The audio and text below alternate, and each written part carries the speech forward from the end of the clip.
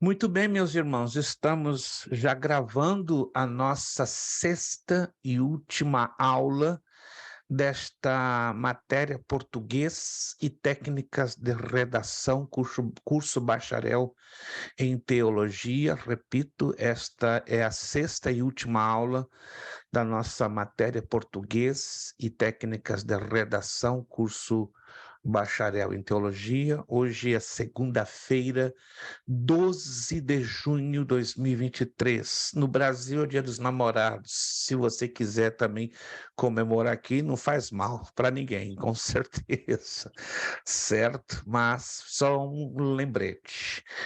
Perfeito, alguém está entrando, não sei quem é, porque entra como iPhone, aí fica difícil eu identificar quem está entrando. De repente é o nosso irmão do Brasil, nosso irmão Washington Garga. Ok. Meus irmãos, rápidos avisos para nós não tomarmos mais tempo. Irmã Sandra, perfeito, irmã Sandra.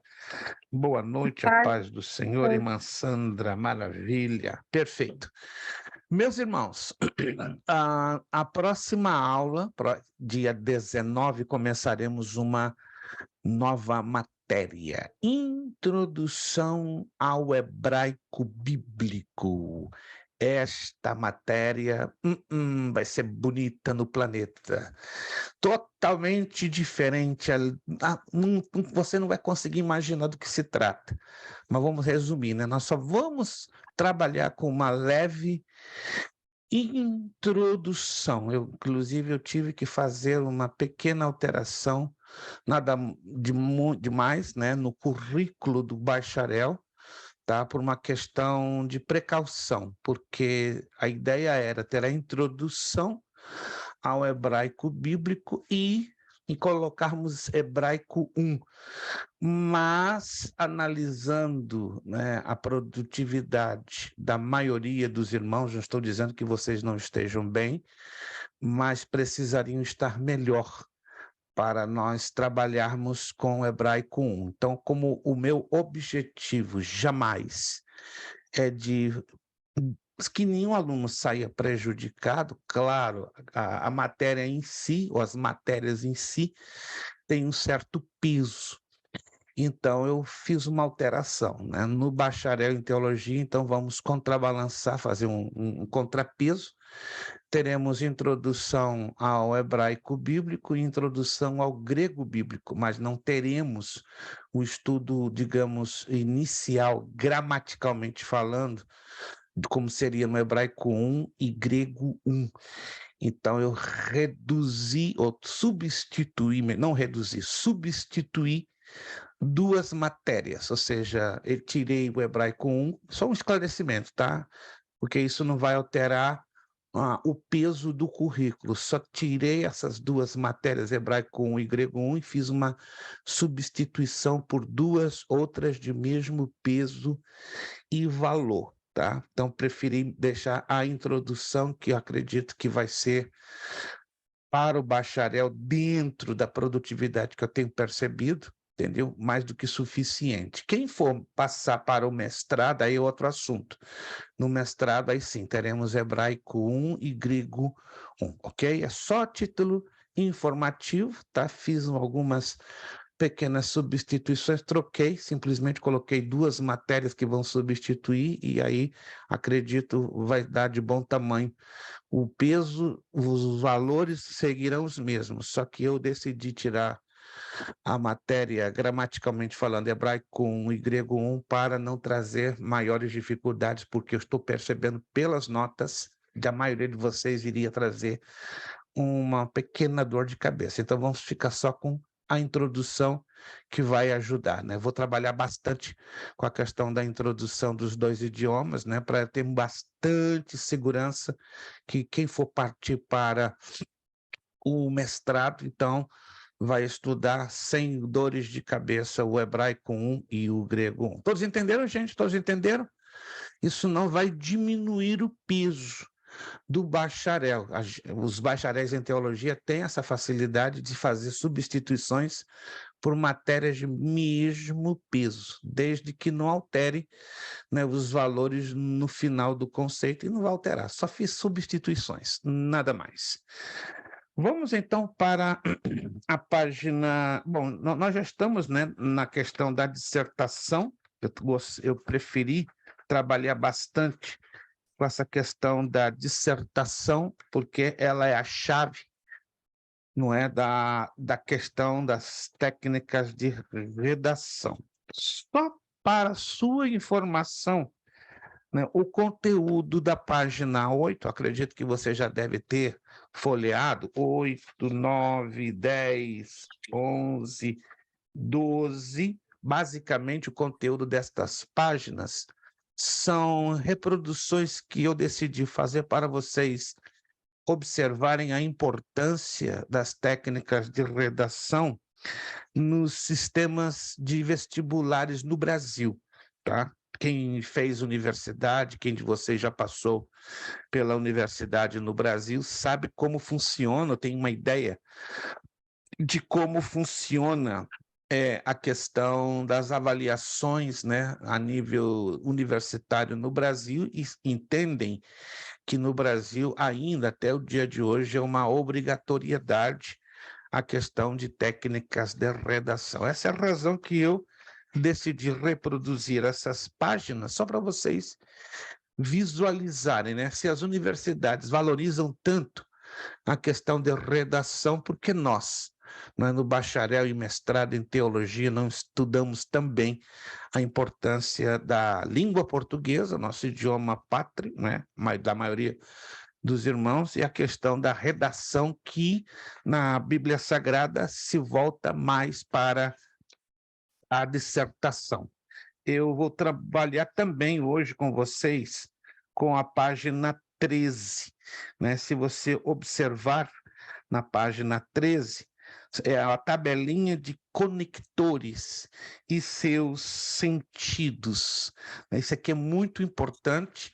Talvez você já deve ter dado uma folheadinha e disse, não, isso aí não significa nada para mim. Engano seu, meu irmão. Se você pensa assim, então você está desprezando a língua portuguesa, né? Embora acredito que a maioria de vocês estão cientes, a língua portuguesa não é a minha língua nativa.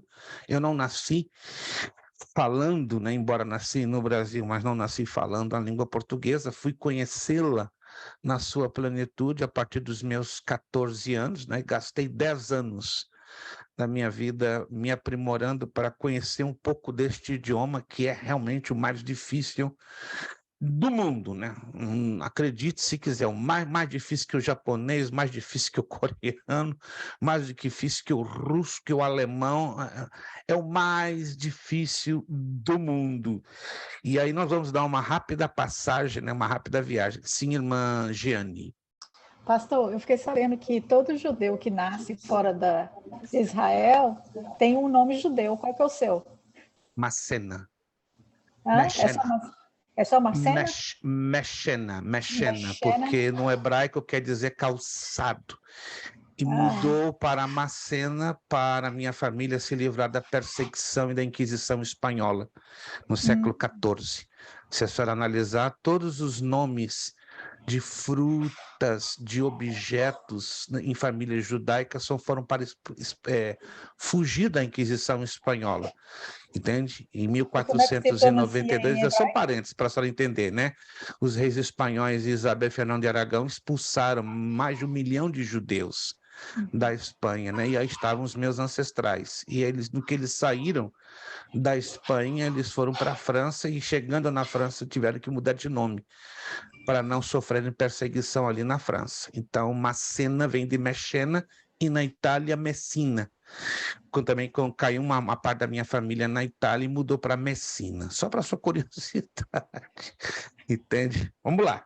Voltando, então, a português e técnicas de redação. Nós vamos, então, fazer uma rápida viagem nessa página 13, né, que, repito, ela é uma grande importância, ela é de uma grande importância, porque são os conectores e os seus sentidos. Aliás, vamos fazer o seguinte, vamos já entrar nesta página, porque só temos hoje uma dissertação, né, que é no texto de Colossenses 3, 1 a 4. Vamos, então, rapidinho na página 13 e vamos conhecer essa tabela de conectores e seus sentidos. Em gramática, articuladores do discurso conectores são expressões que no texto ligam palavras e frases. Repito uma vez mais, talvez para você não faz nenhuma diferença usar ou não esses conectores, mas no momento que trabalhamos com técnicas de redação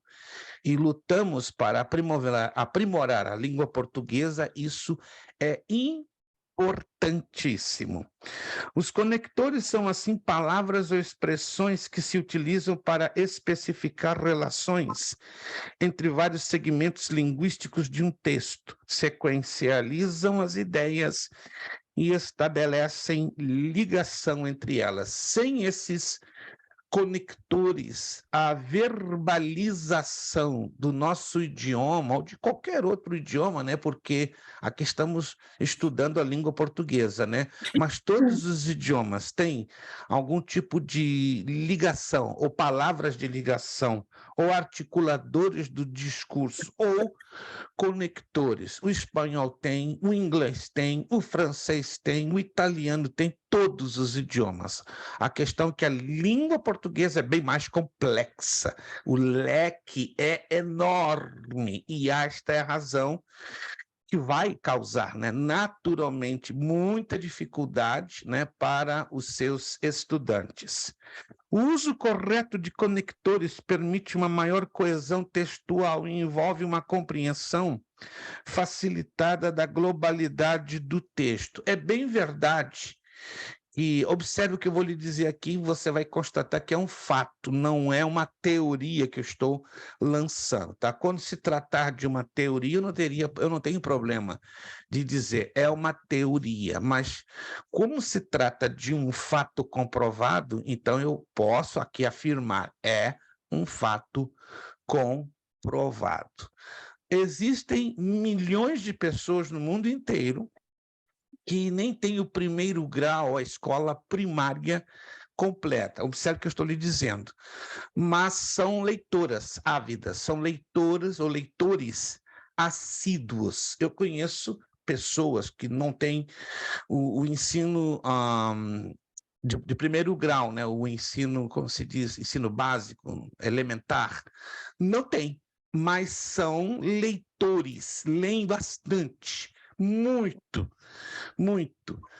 Aonde eu quero chegar? Muitas das vezes associamos ter um estudo de primeiro, segundo grau, faculdade ou coisas do gênero que nos levariam a termos uma boa verbalidade na nossa língua, no nosso idioma. Sim, ajuda bastante, mas o que define o nosso vocabulário é sermos bons leitores ou leitores assíduos. Você percebe uma pessoa que tem uma boa fluência na verbalização, ela tem por duas razões.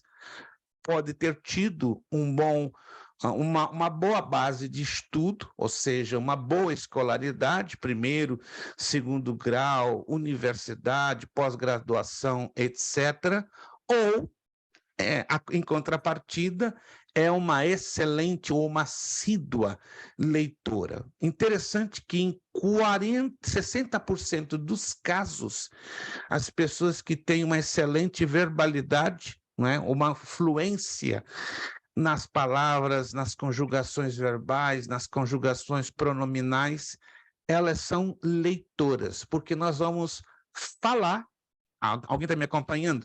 Nós vamos expressar em palavras aquilo que lemos, aquilo que nos dedicamos à leitura. Se somos, digamos, razoáveis leitores, ou satisfatórios leitores, ou péssimos leitores, isso vai se refletir o quê? No nosso vocabulário, no nosso linguajar. 40% dos casos é o peso da escolaridade, mas 60% Isso é fato, isso aqui não é teoria, entende? Você observa, eu paro para ouvir a pessoa que tem uma boa fluência na verbalização das palavras. Isso quer dizer que, independente que ela tenha uma boa escolaridade, ela é uma assídua leitora, ou seja, ela lê pelo menos uma média de 2 a 4 livros por mês, que infelizmente é a média, é a estatística do brasileiro, né? O brasileiro não consegue ler mais de 4 livros por mês. É uma estatística que é triste, claro que é, em comparação ao sueco, lê 38 livros por mês, o indiano 45, o inglês 32, e pasmem, o norte-americano não lê mais de 15 livros por mês. E pensamos, né, por ser um país de primeiro mundo, que o norte-americano, o estadunidense, é um assíduo leitor. Não é. O canadense lê mais que o norte-americano. E, pasmem, o mexicano lê um pouco mais. Entende? Se você quiser essa estatística, eu depois posso postar para você, ou no grupo, ou no seu privado, para você analisar como é curioso.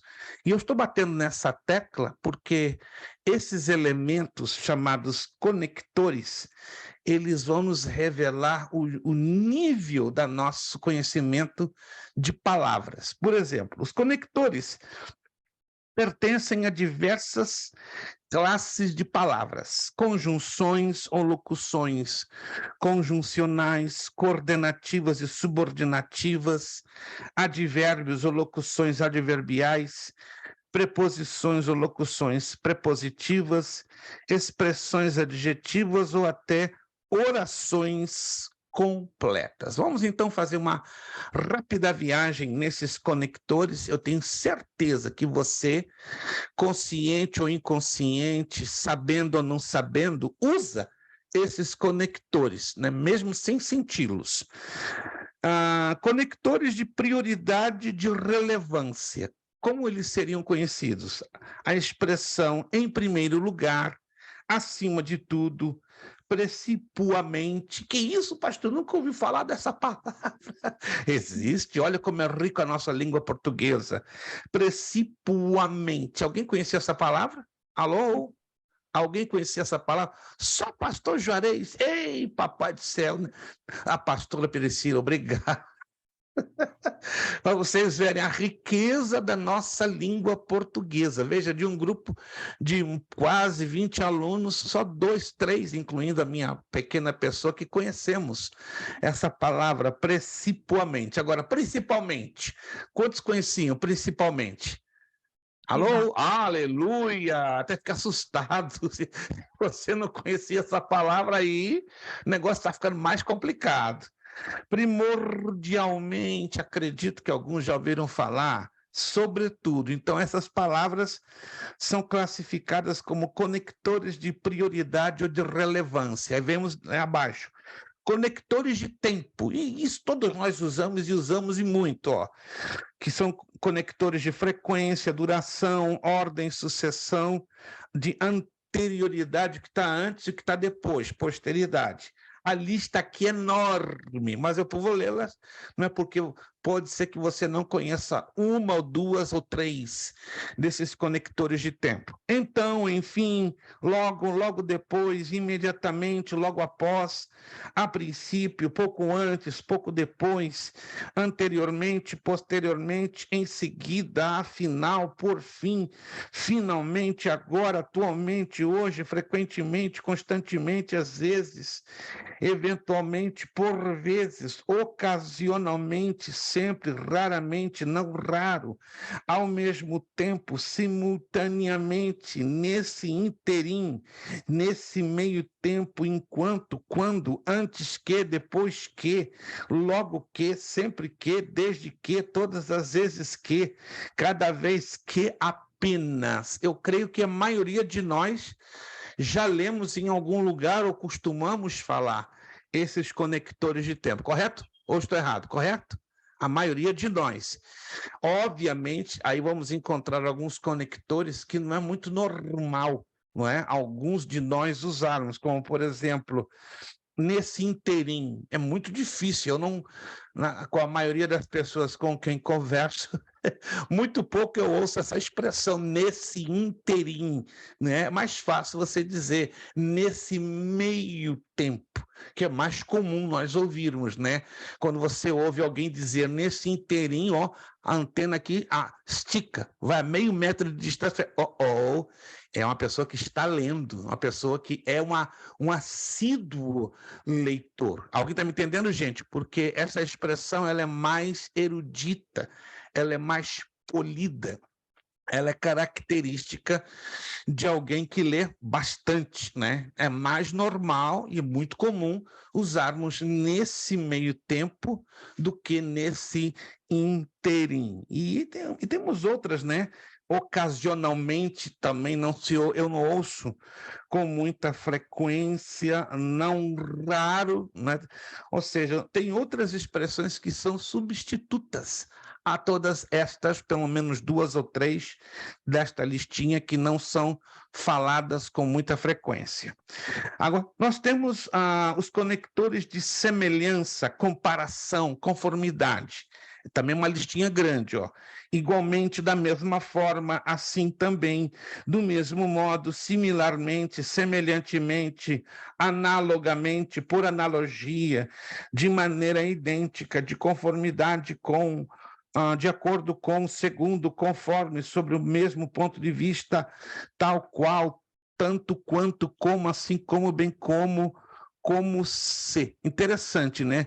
Desta listinha aqui não é normal, por exemplo, eu ouvir numa conversação alguém dizer similarmente, analogamente, por analogia. Aí você já vai perceber que é uma forma mais rebuscada, mais erudita, mais polida, indicando o quê? Que a pessoa é uma leitora, uma assídua leitora. Aí nós temos, claro, são palavras que têm seus sinônimos que lhes acompanham, que estão dentro desta listinha. Temos os conectores de condição, ou também conhecidos como hipótese, né? Que seriam, né, com a própria palavra diz, condição. Se, essa é a mais comum.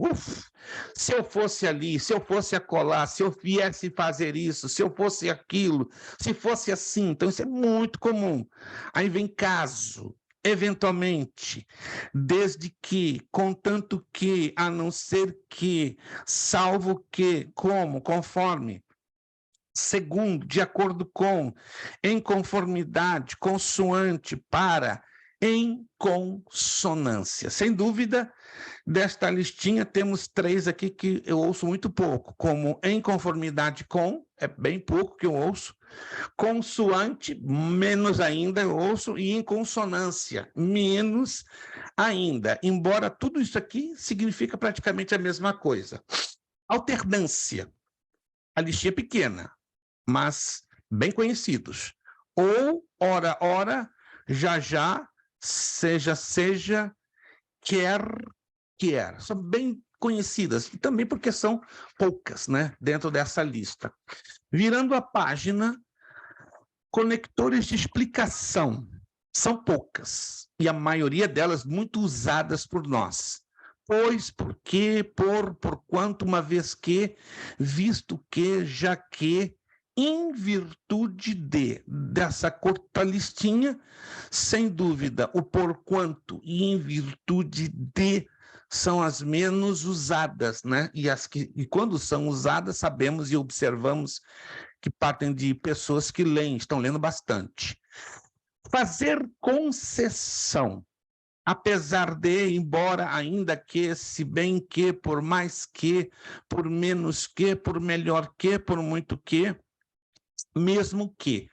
Por ser uma listinha pequena, todos nós, com certeza, já falamos 1, 2, 3 ou até centenas de vezes uma ou cada uma dessas expressões ou conectores de concessão. Para concluir, essa lista é grande, observe.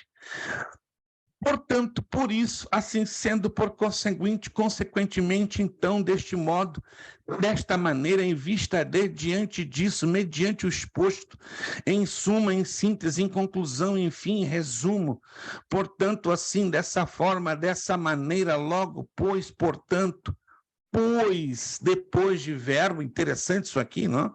Com isso, desse ou deste modo, dessa ou desta maneira, dessa ou desta forma, assim em vista disso, por conseguinte, então, logo destarte.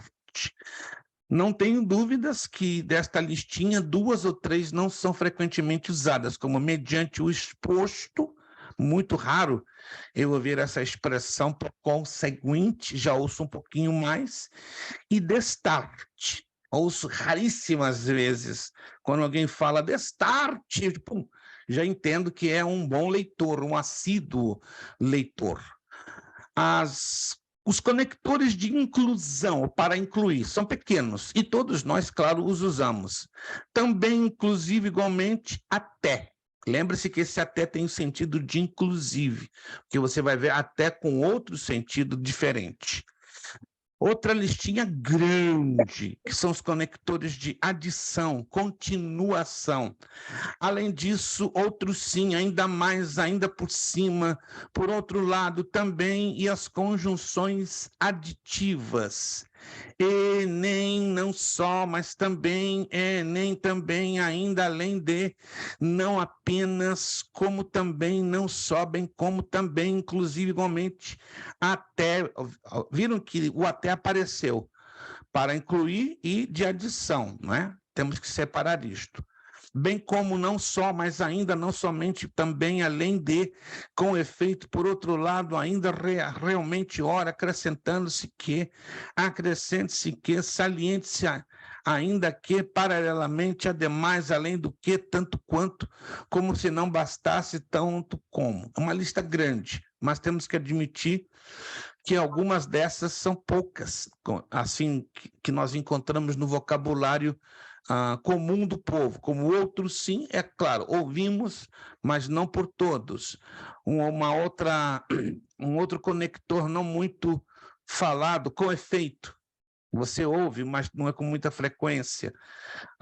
Acrescentando-se que é bem raro, tenho ouvido muito pouca gente usando este tipo de conector. Acrescente-se que também, saliente-se ainda que, raríssimo, já ouvi entre 20 pessoas, somente uma.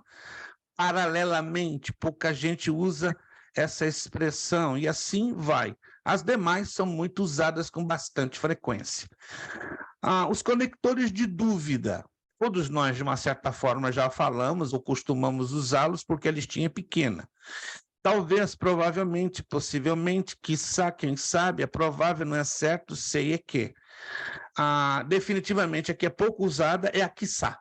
Tanto que no espanhol se usa quizás, com a letra Z, ou a laceta, como diz no espanhol ibérico, né? Então, essa é a forma trazida para a língua portuguesa, quiçá. Interessante, né? No português, quiçá é um português mais refinado, só se usa, na maioria das vezes, o talvez. Outra listinha também pequena são os conectores de certeza ou de ênfase. Talvez, de certo por certo, certamente, indubitavelmente, inquestionavelmente, sem dúvida, inegavelmente, com toda certeza. Desses aqui, 3 não são usados com muita frequência. O indubitavelmente, o inquestionavelmente e o inegavelmente. É muito raro quando você ouve alguém usar um desses 3, escreva, anote, é um excelente leitor. Conectores de surpresa ou que trazem imprevisto, inesperadamente, inopinadamente, de súbito, imprevistamente, surpreendentemente. A maioria de nós usamos quase todos, menos o inopinadamente, que é muito raro ouvir, e o imprevistamente, muito raro que eu costumo ouvir essas duas. Outra listinha pequena são os conectores de ilustração, de esclarecimento. Por exemplo, isto é, quer dizer, em outras palavras, ou por outra, a saber. Essas são usadas frequentemente por todos, pelo fato que a listinha é bem pequena. Conectores de propósito, intenção ou finalidade. Com o fim de, a fim de e com o propósito de. Praticamente todos nós usamos esses conectores. Viram da página. Uau, a lista é grande. Isso aqui é importante demais. Mas demais mesmo, para nós estruturarmos uma redação. Conectores de lugar, de proximidade ou distância. A listinha não é grande, mas ela é um tamanho razoavelmente importante. Olha só. Perto de, próximo a ou de, junto a ou de, dentro, fora, mais adiante, além, acolá, lá, ali, algumas preposições e os pronomes demonstrativos. Dessa listinha que está aqui, né, porque tem um pouquinho mais, o acolá é pouco usado. Conectores de resumo, de recapitulação, de conclusão. Em suma, em síntese, enfim, em resumo, portanto, assim, dessa forma, dessa maneira, por isso, assim sendo, por consequente, consequentemente, então, desse modo, dessa maneira, em vista disso e diante disso. Desses aqui, 2 não são usados com muita frequência, o por conseguinte e em vista disso. Agora, aqui é longa a lista. Essas duas que vêm aqui pela frente são bem longas, né? Conectores de causa, de consequência e explicação.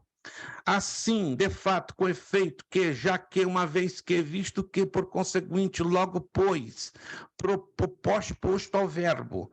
Então, consequentemente, em vista do que, de tal sorte que, tal modo que de, tal maneira que, por consequência, como resultado, tão que, tanto que, tamanho o que, tal que, decorrente de, em decorrência de, consequentemente, com isso que, porque, pois, como, por causa de, já que, uma vez que, porquanto, na medida que, visto que. Confessemos, né, e admitamos, é longa a lista, e aqui temos vários que não são usados, né, com uma certa frequência, como o porquanto, muito pouco eu ouço, né, as pessoas usarem essa expressão porquanto, em decorrência de, basicamente, esses e decorrente de. Então, 3, na verdade, dessa listinha são pouco usados pela maioria do povo.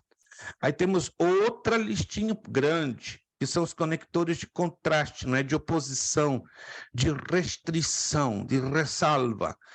Pelo contrário, em contraste com, salvo, exceto, menos, mais, contudo, todavia, entretanto, embora, apesar, ainda que, mesmo que, posto que, como quanto que, se bem que, por mais que, por menos que, porém, contudo, todavia, entretanto, no entanto, não obstante, se não opor-se, contrariar, negar, impedir, surgir em oposição, surgir em contraposição, apresentar em oposição, ser o contrário. Meu Deus, essa é a nossa língua portuguesa. É uma riqueza louca, gente.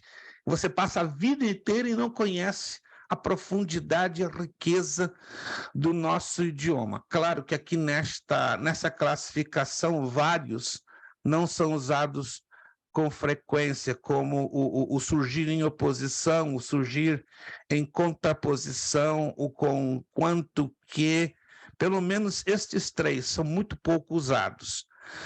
Já os conectores de afirmação são poucos, e praticamente todos nós usamos eles. Consistir, constituir, significar, denotar, mostrar, traduzir-se por, expressar, representar, evidenciar. Dos dois, os dois que pouco se usa, pelo menos é muito raro eu ouvir, alguém está com o áudio aberto. Faça-nos a bondade de mantê-lo fechadinho, a menos que você vá participar e não há problema, né? Se você deixar ele aberto, né? Eu aqui estou no meu escritório com as portas fechadas e está bloqueando todo tipo de som não é? Porque do contrário também seria, eu não posso, no caso, ter o áudio fechado, que ficaria impossível de dar aula, ok? Então, desses conectores de afirmação, o denotar e o traduzir-se, ele é pouco usado, são pouco usados. Conectores de casualidade: causar, motivar, originar, ocasionar, gerar, propiciar, resultar, provocar, produzir, contribuir, determinar, criar. Sem dúvida, o propiciar é o pouco usado. É o pouco usado, né? Nessa classificação de casualidade.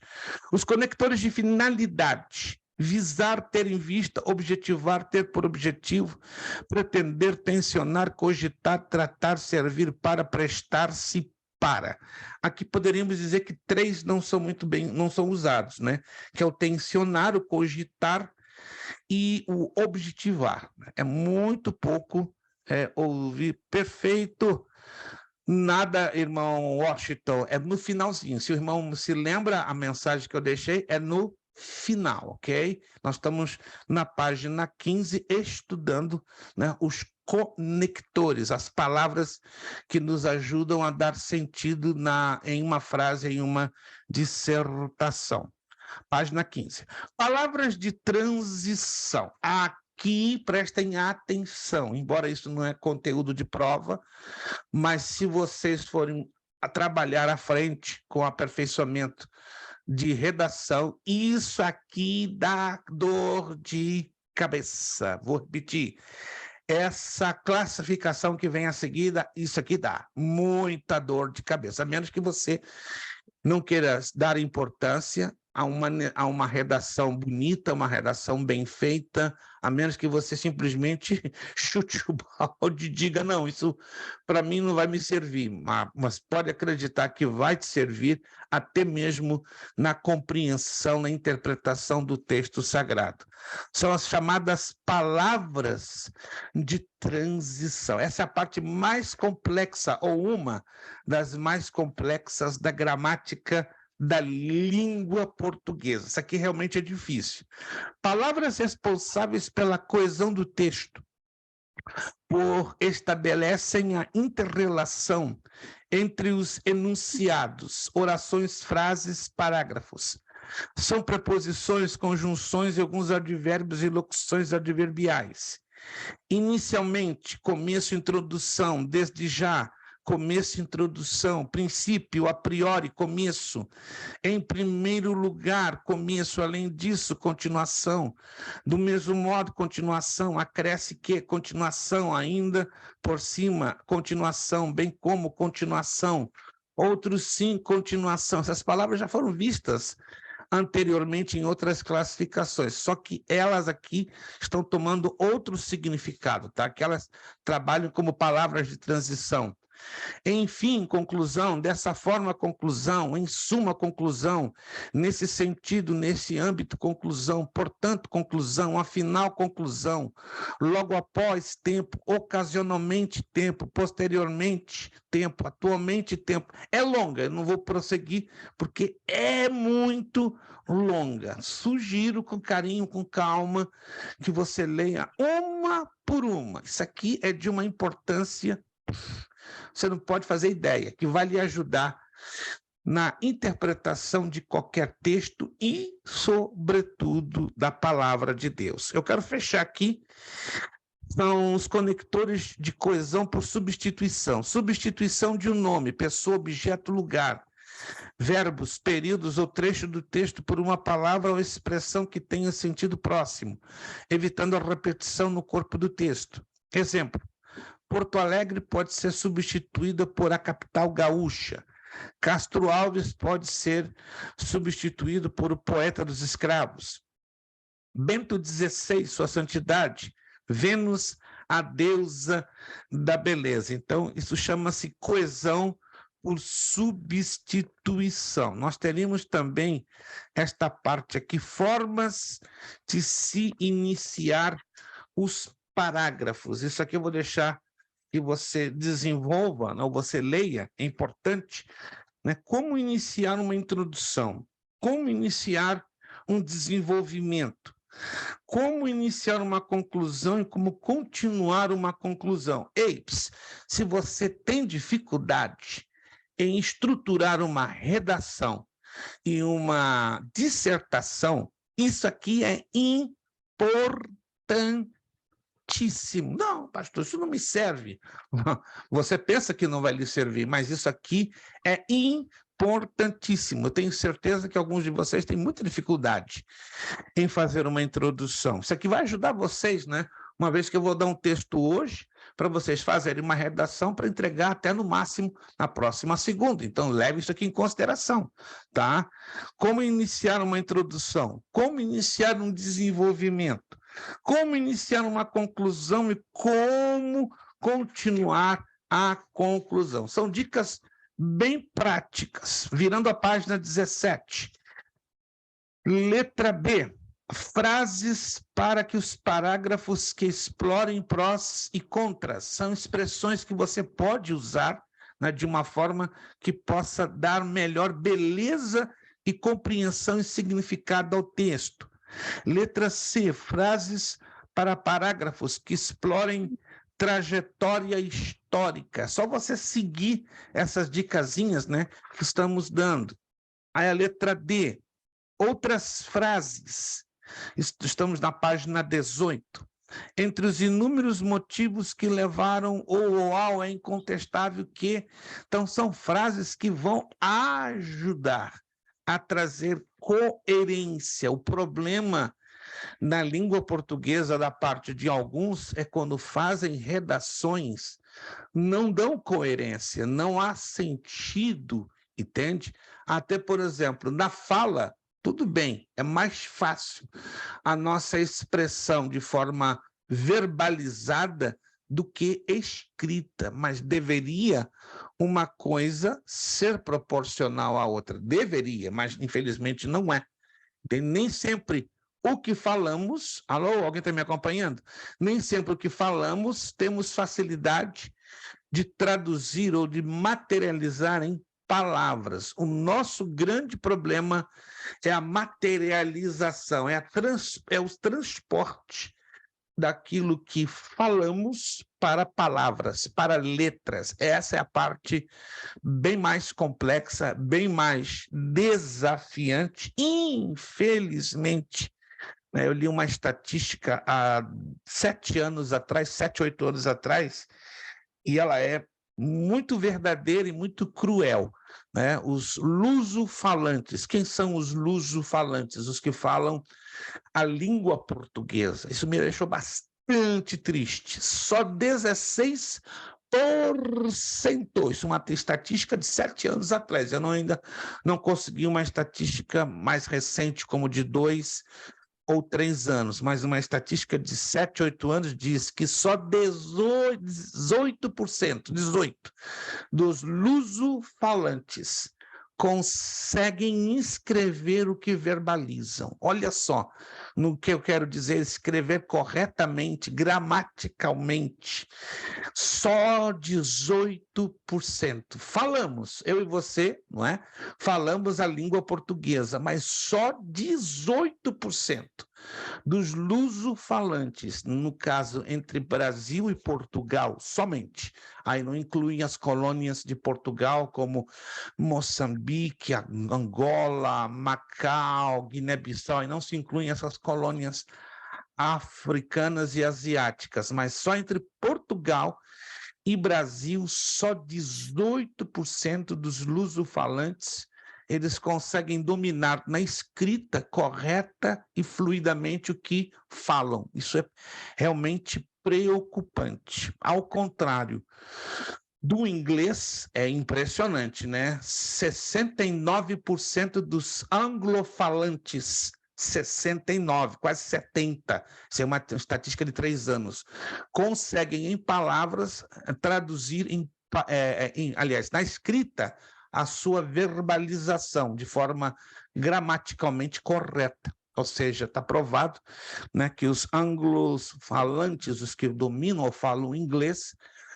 tiveram melhores oportunidades ou foram melhor motivados, não é, a melhorarem o seu domínio na escrita com respeito ao idioma que falem.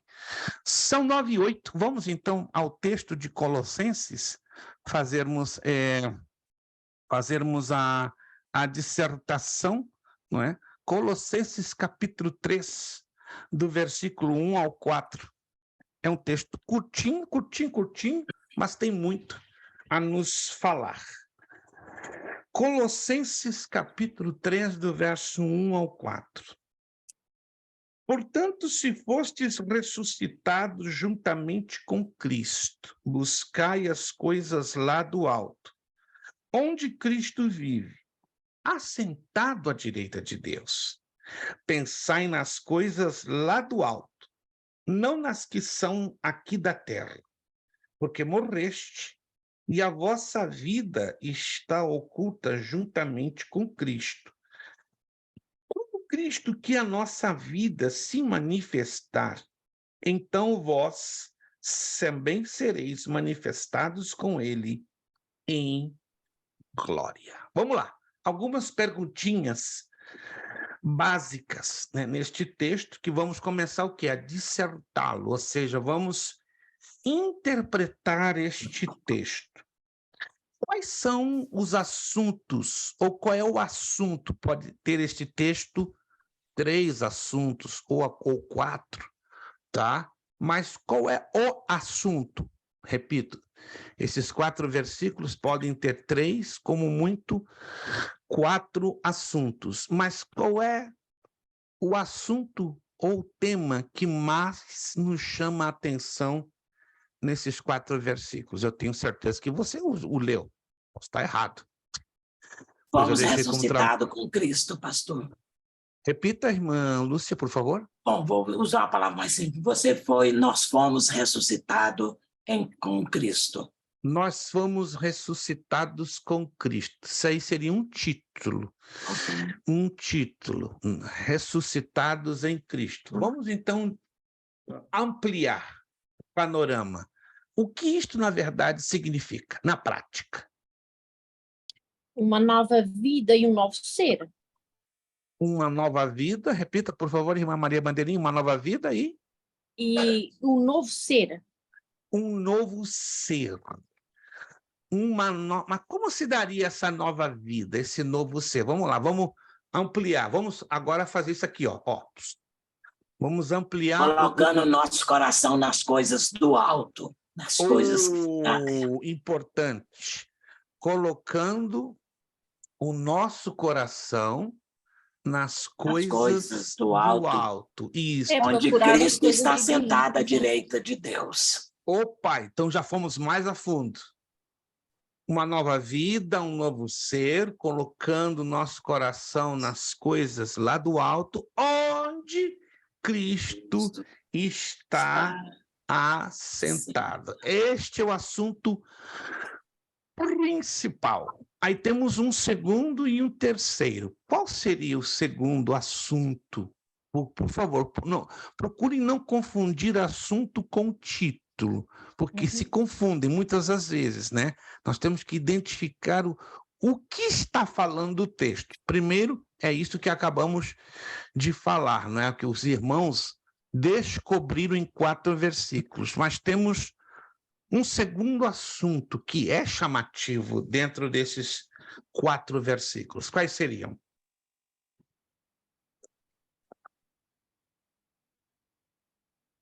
Pastor, vocês acabaram de falar agorinha, porque dentro de um assunto está outro, e aí tira outro, e aí tira outro, entenderam? Tem no máximo 4. Morremos com Cristo, pastor.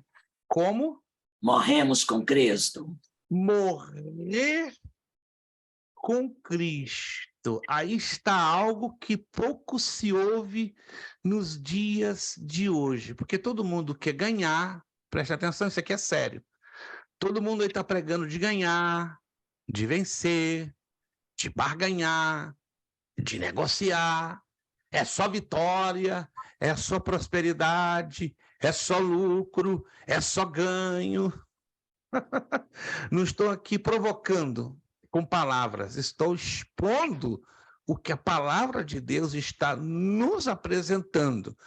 Porque hoje se prega, ou tem se pregado, na grande maioria, o evangelho da autoajuda, né? O evangelho que massageia o ego, o evangelho que promete mundos e fundos. Escutem, não estou afirmando e nem dizendo que Jesus não queira nos abençoar, que Jesus não queira nos prosperar, que Jesus não queira nos ver bem. Não se trata disso. O que o texto nos ensina com todas as letras que, independentemente dos bens que o Senhor, nosso Deus, quer nos dar, ele quer ter primeiro relacionamento conosco. Relacionamento. Mas é impossível, alguém está com o áudio aberto, por favor, feche, nos faça a bondade, que está vazando o som, por favor. Obrigado. Se alguém persiste em mantê-lo, vou ter que fechar aqui do meu lado e fecho de todo mundo ao mesmo tempo. Tá bom? Obrigado pela gentileza. Vou repetir. Não é que Cristo não queira, não é que Deus Pai não nos queira dar todas essas bênçãos, mas o problema que ultimamente tem dominado a mentalidade de pastores, líderes e teólogos é a teologia coaching, é a teologia da autoajuda, é a teologia da prosperidade, e daí vai. Mas o que a irmã Lúcia colocou é fantástico. Morrer. A essência do evangelho, para eu ter vida em Cristo, eu tenho que morrer no que eu julgo ser proveitoso, no que eu julgo ser vida.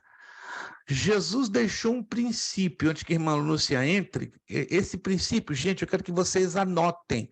E pouquíssimo eu tenho ouvido nos últimos 20 anos este princípio bíblico. Para não dizer que não ouvi, eu me surpreendi há coisa de 6 anos na cidade de Salgos, numa igreja americana, um diácono trouxe uma palavra de 10 minutos e falou lindíssimo sobre um dos princípios mais importantes da vida cristã que Jesus nos ensinou e que, repito, se ouve pouquíssimo. Vamos no Evangelho de João, capítulo 12. Uau! Você vai ficar assustado. É um dos mais importantes princípios que Jesus deixou, só que ele é pouquíssimo pregado. Pouquíssimo pregado. Vou abrir, esperar que vocês cheguem lá no Evangelho de João, capítulo 12.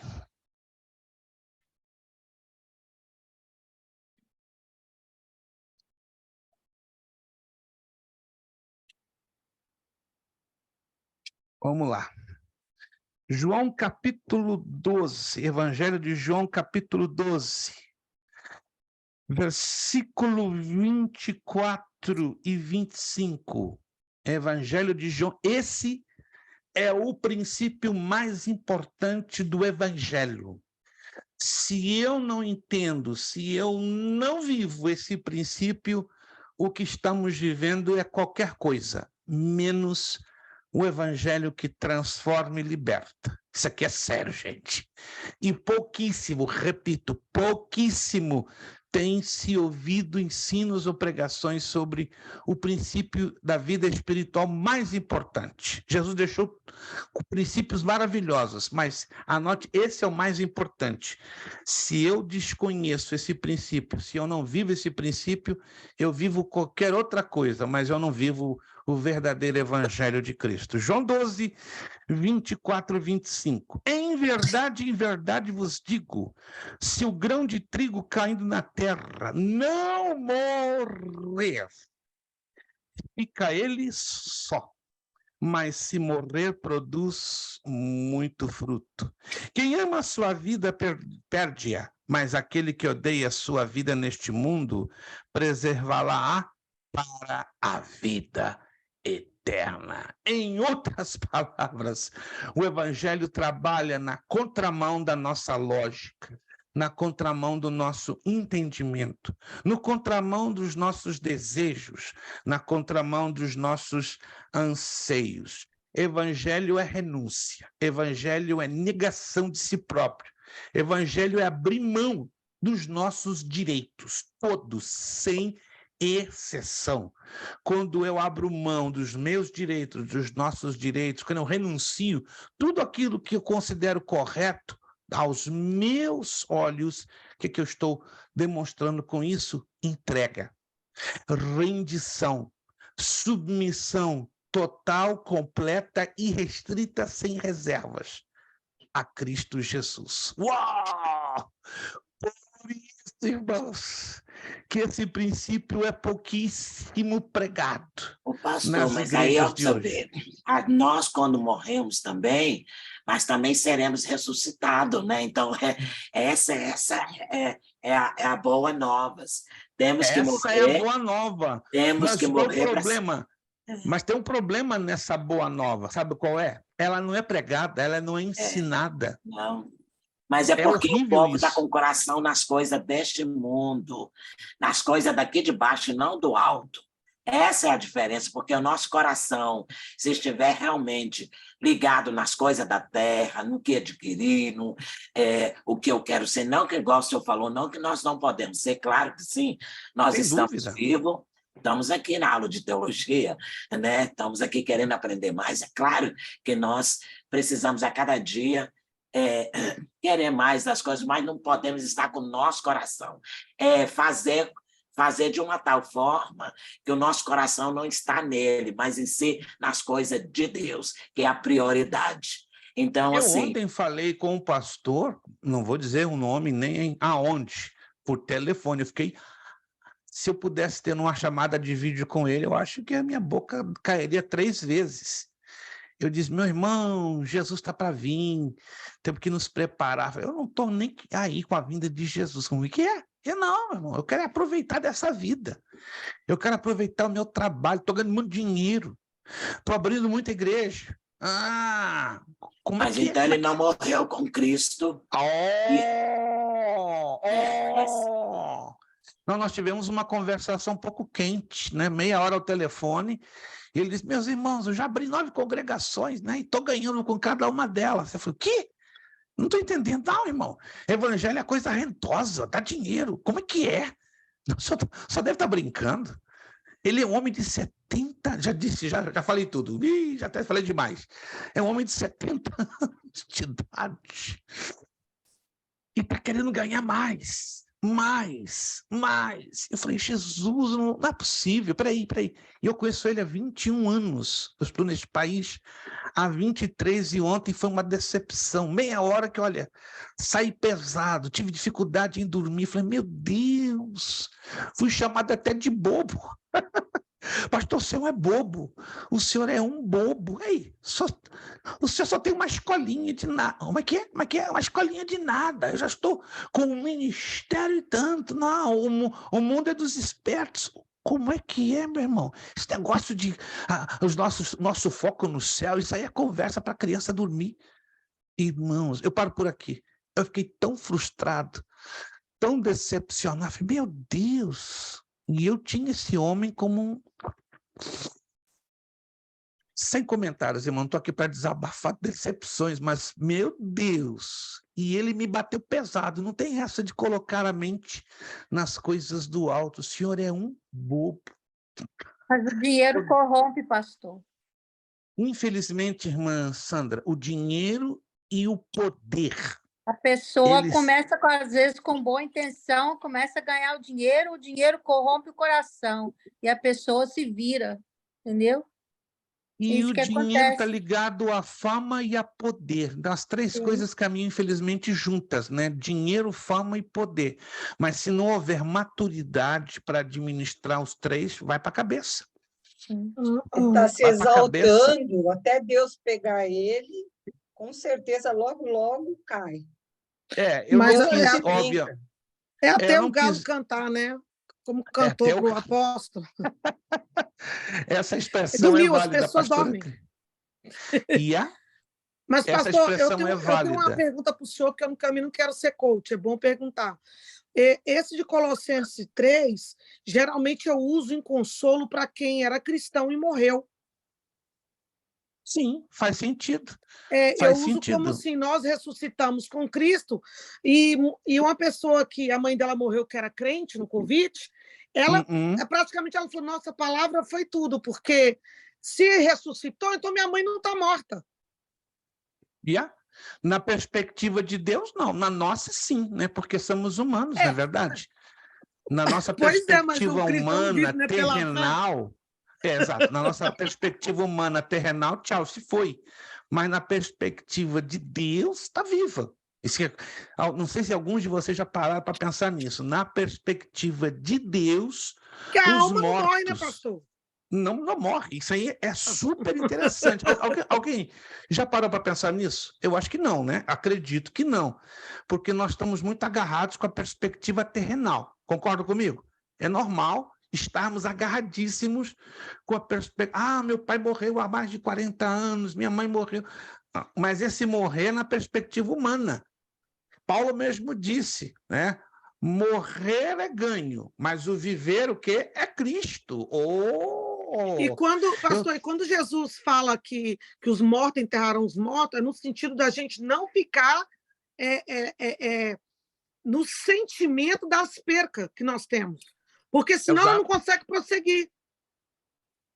Porque é humano termos o sentimento de perdas. Quando temos uma perda humana, uma perda material, vocês vão entender o que eu vou dizer. Se abre um vazio emocional e espiritual enorme dentro de nós. Mas aí vem o quê? O nível de relacionamento que temos com Deus. Se temos um nível de relacionamento com Deus, onde a intimidade e maturidade, aquela perda que é claro, eu e você vamos sentir, isso é humano.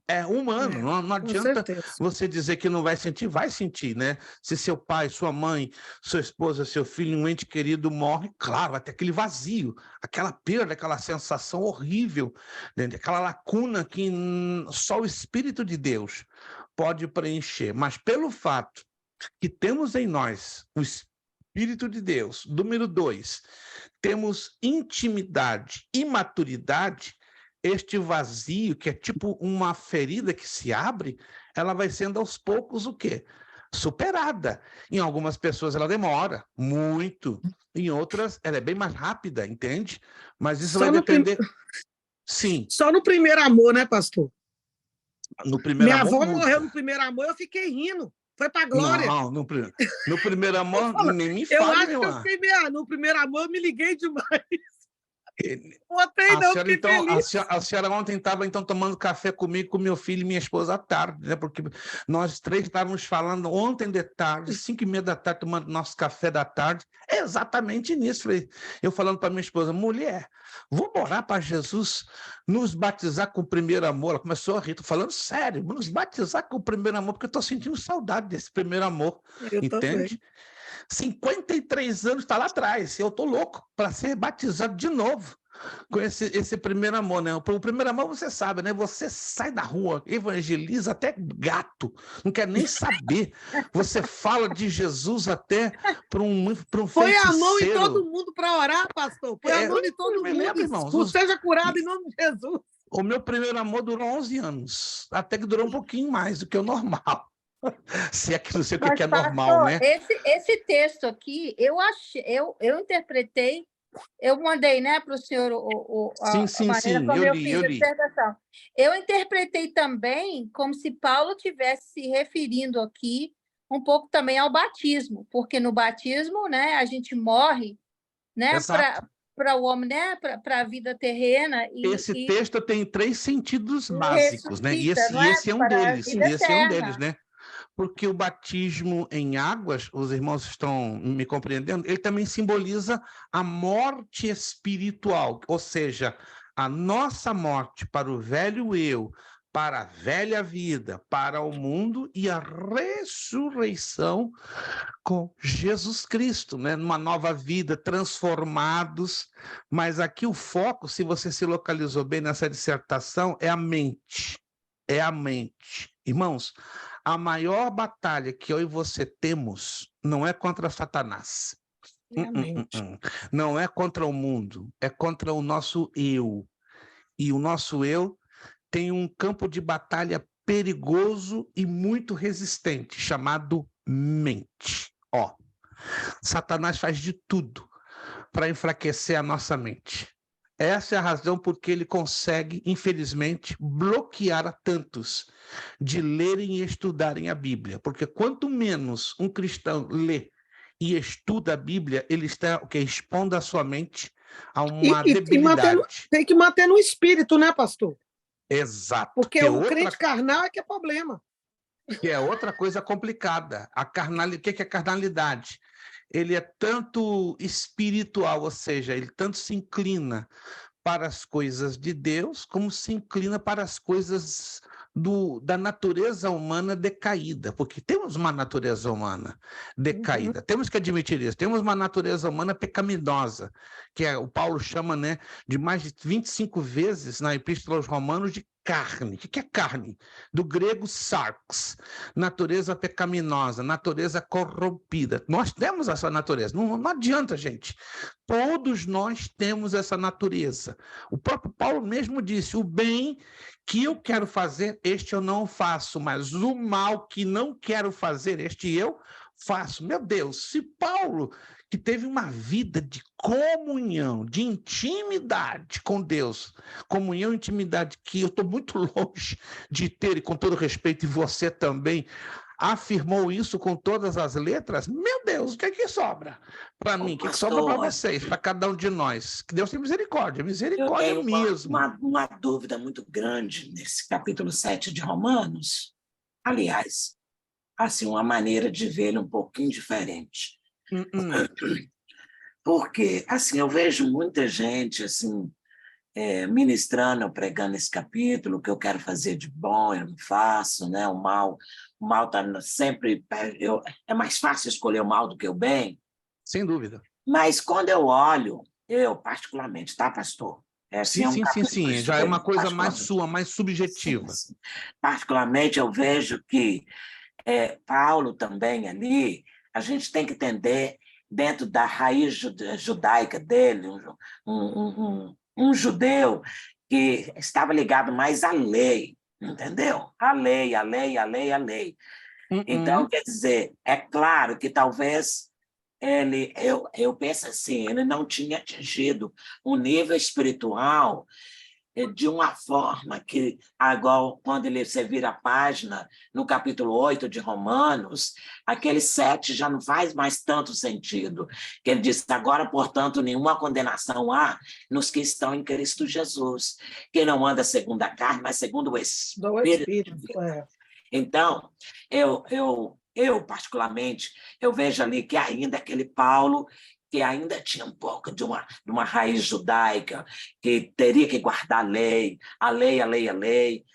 Se a gente olhar naquele capítulo, se eu ver que ele, eu, mas aí, quer dizer, no 8 ele já muda de palavra, ele já disse, já não, agora, nenhuma condenação há naqueles que estão em Cristo Jesus, que não anda segundo a carne. Agora a senhora tocou uma tecla interessantíssima, que pouquíssimos só ouvi isso de um professor de doutrina do pecado, de amartiologia, uns 34 anos, em São Paulo, né? Pastor Júlio Augusto Robirosa, né? Um excelente expositor das Escrituras, já falecido. Então, o pastor Júlio Robirosa falou exatamente, parece que a senhora estava ao ladinho dele na aula e eu ouvindo, eu fiquei até assustado. Falei, será que a irmã Lúcia estava lá com o pastor Júlio Robirosa? Fala sério. A senhora usou as mesmas frases.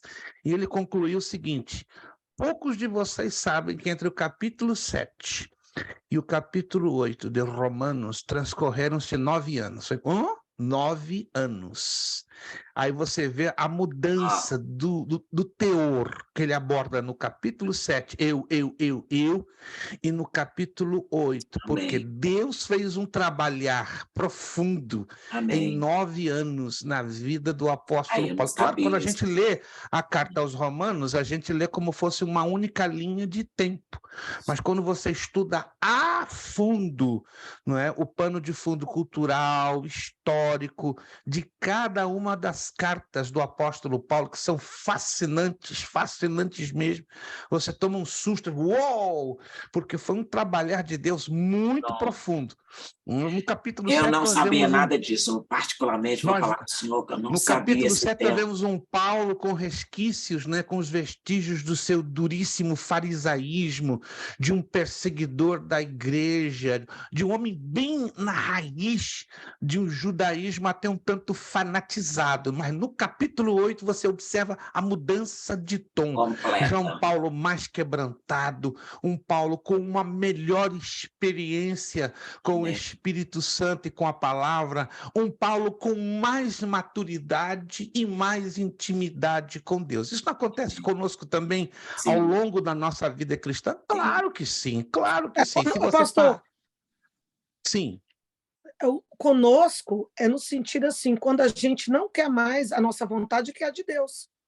É onde temos maturidade. O cristão consegue perceber onde ele está é quando ele começa a entender que não importa o que Deus quer, vai ser o melhor.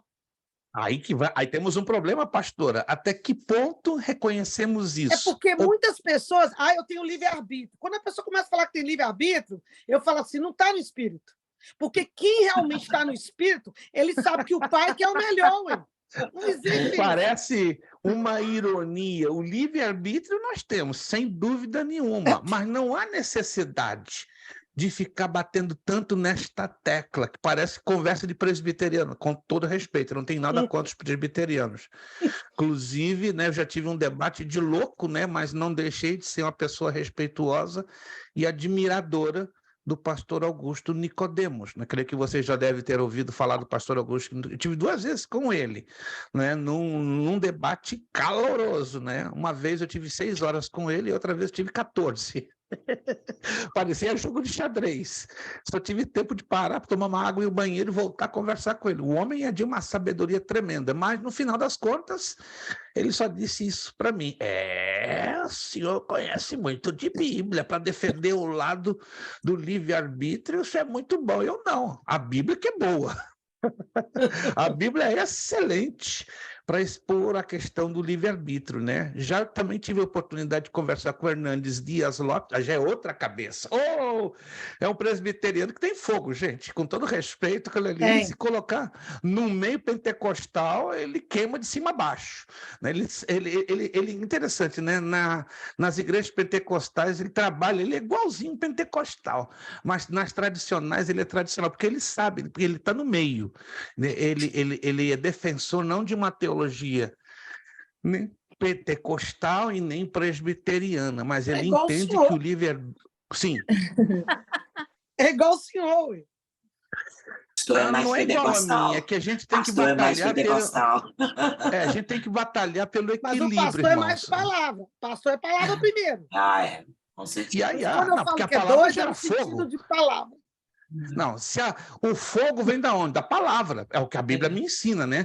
O fogo arderá continuamente no altar e não se apagará, mas para ter fogo tem que ter lenha, está lá em Levítico 6, 12, 13, e a lenha é a figura da palavra de Deus, não adianta você não ter lenha seca que não vai ter fogo. E uma Maria Bandeirinha... Pastor, meu filho mais velho, ele é presbiteriano, fez 5 anos de seminário no Brasil, e ele é presbiteriano renovado. Todo dia a gente conversa de manhã, né? Ele é extremamente calvinista, e eu entendo muito bem o ponto de vista dele, e eu também entendo muito bem o ponto de vista armeniano. No final das contas, eu acho que chega até um ponto que, às vezes, um não entende o outro, mas, na verdade, se você parar para pensar, os dois estão certos, entendeu? E muitas das vezes os dois estão errados, porque todos eles têm, assim, base bíblica, e às vezes ele fala comigo assim, mãe, Eu não vou discutir com a senhora, não, porque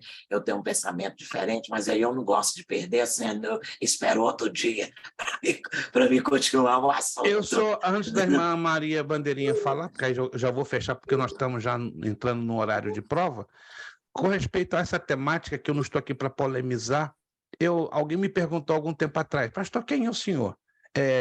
Na questão da visão bíblica, o senhor é arminiano ou o senhor é calvinista? Eu parei, olhei, dei um sorriso, sorri até. Não sou nenhum dos dois. Então, peraí, só está em cima do muro? Não. Porque arminianismo e calvinismo são ideologias. E o que é ideologia? São pensamentos de homens sobre pontos de vista bíblicos. Já eu, pela bondade e grande misericórdia de Deus, eu não sou um ideólogo, eu sou um teólogo. E o que é o teólogo? O pastor perguntando.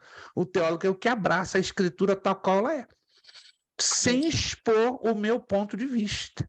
Já o ideólogo, que são os arminianos e os calvinistas, eles expõem o que eles enxergam, o que eles entendem das abordagens bíblicas. Eu já não tenho essa liberdade de fazê-lo, né?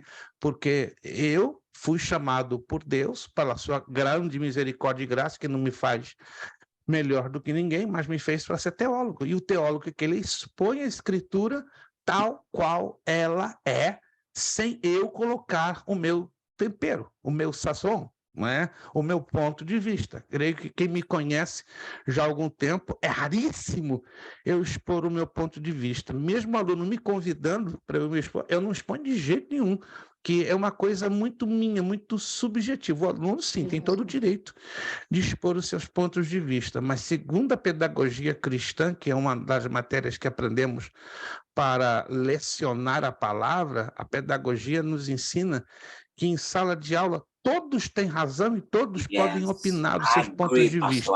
O único que não pode opinar é o professor. Porque se ele opinar, ele pode opinar errado e influenciar errado aos alunos. E se ele opinar certo, ele também pode ser uma influência perniciosa. Sim, concordo plenamente. Então, eu tenho que expor a teologia, ou seja, essa é a razão que, repito, que não me faz melhor do que ninguém, não me coloca lá em cima, muito contrário, me coloca lá embaixo, por isso que Deus me chamou para ser teólogo, ou seja, expor a Bíblia de forma imparcial. Para terminar, já são 9h40, irmã Maria Bandeirinha, com a sua participação, por favor. Pastor, isso é uma dúvida que eu carrego desde que eu passei pelas águas, né? Por causa do livre-arbítrio. Certo. Eu coloquei na minha cabeça que no momento que a gente entrega a vida para Jesus, passamos pelas águas, a gente morre e nasce uma nova criatura. Nós ficamos ainda com o direito do livre-arbítrio, porque se a gente 100%. morrer... Eu não vejo em nenhum lugar nas escrituras que anule. Eu não vejo. Não encontro nenhum texto bíblico que me dê base para fazer esse tipo de pensamento ou de afirmação.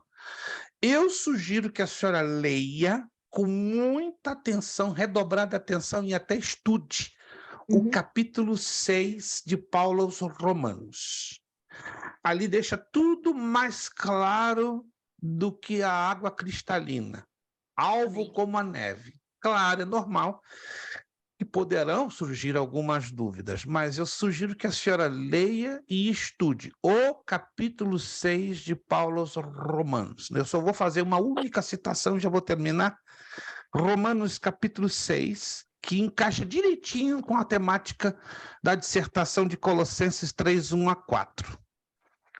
Romanos capítulo 6, um capítulo pouco lido, pouco estudado, mas importantíssimo. Capítulo 6, vamos ler alguns poucos versículos e aí já vamos terminar. Romanos 6:1. Que diremos, pois? Permaneceremos no pecado para que seja a graça mais abundante? É uma pergunta que Paulo está fazendo. De modo nenhum, ele responde no verso 2. Como viveremos ainda no pecado, nós os que para ele morremos? Olha de novo o negócio da morte. Como é o evangelho, ele aponta para a morte. Número 3. Ou porventura ignorais, olha que interessante, ou porventura ignorais que todos nós somos batizados em em Cristo Jesus, fomos batizados na sua o quê? Na sua o quê? Na sua morte. Ó, de novo o negócio de morte, meu Deus, o negócio está batendo. Fomos, pois, sepultados com ele na morte pelo batismo, para que, como Cristo foi ressuscitado dentre os mortos, pela glória do Pai. Aí entra aqui, olha o livre-arbítrio aqui. Assim também andemos nós em novidade de vida. Mas ele vê um verbo, né, pastor? Andemos, um verbo, né, que expressa ação. Nós temos que escolher. Você pode escolher sim ou não? Sim. Eu quero andar em novidade de vida? Não quero. Claro. Não é um problema meu com Deus. Versículo 5, porque se fomos unidos com ele na semelhança da sua morte. Preste atenção, irmãos. Isso aqui é uma condição. E eu atendo essa condição se eu escolher. Ninguém é obrigado a estar debaixo dessa promessa, que é uma escolha. Porque se formos unidos com ele na semelhança da sua morte, se eu escolho morrer com ele, certamente seremos também na semelhança da sua ressurreição. Versículo 6, e eu fecho com 7. Sabendo isto, que foi crucificado com ele o nosso velho homem, para que o corpo do pecado seja destruído e não sirvamos o pecado como escravos. Verso 7, porque quem morreu está justificado do pecado. Perceberam? Aqui tudo está implicando escolha. Tudo está implicando livre-arbítrio. Escolha, escolha, escolha, escolha, escolha, escolha. Começa pelo dia que nós descemos as águas. Ninguém desce as águas porque o pastor pegou pelo pescoço e nos obrigou. Nós escolhemos. E depois que saímos das águas, a escolha continua. Queremos viver como ressuscitado? Queremos viver como uma nova criatura? Queremos viver com aquele que faz a diferença? Sim ou não? Tem gente que aí escolhe. É o processo da santificação, né, pastor? Exatíssimo, exatíssimo. E é escolha. E a escolha. Não adianta você dizer que é automático, aperta o botãozinho, aconteceu. Não é automático, não é apertar o botãozinho, não. O Espírito Santo está por detrás, tá. Mas na medida que eu me entrego a ele, escolhendo. Amém? Amém. Gente, sem querer nós pregamos. A intenção não era, mas quando a gente disserta, não tem jeito. Quando a gente disserta a Escritura Sagrada, volta e meia, ou ensinamos ou pregamos. Vamos então, meus irmãos, passar para a nossa provinha. Eu vou fazer mais uma oração. Depois dessa oração, eu paro o vídeo, né? Porque não faz sentido gravarmos a nossa provinha. Então, o vídeo estará sendo gravado até o momento que estivermos dizendo amém após esta oração, né? No que terminar a oração e disser tchau, então o vídeo para e continuamos aqui com a provinha. Oremos então. Pai amado, obrigado pela preciosa oportunidade que tivemos ao estudarmos esta matéria. É verdade que teríamos que ter 1 mês ou 2 meses mais para dissertarmos a tua palavra. Parece que tivemos, ao mesmo tempo, uma aula de homilética, uma aula de doutrina da salvação, mas isso é resultado de dissertarmos a tua palavra, a tua Santa Escritura. Como é importante, como é lindo estudarmos a tua palavra, como é lindo dissertá-la, como é lindo entender que as técnicas de redação nos ajudam a abrir a nossa mente e o nosso horizonte espiritual. Agora, os teus filhos estarão provando o quanto estudaram e o quanto se dedicaram. Por isso, exalta e glorifica o teu santo nome, ajudando-os a lembrarem-se daquilo que estudaram. Obrigado. É a oração que nós a te fazemos, agradecidos no poderoso nome de Jesus.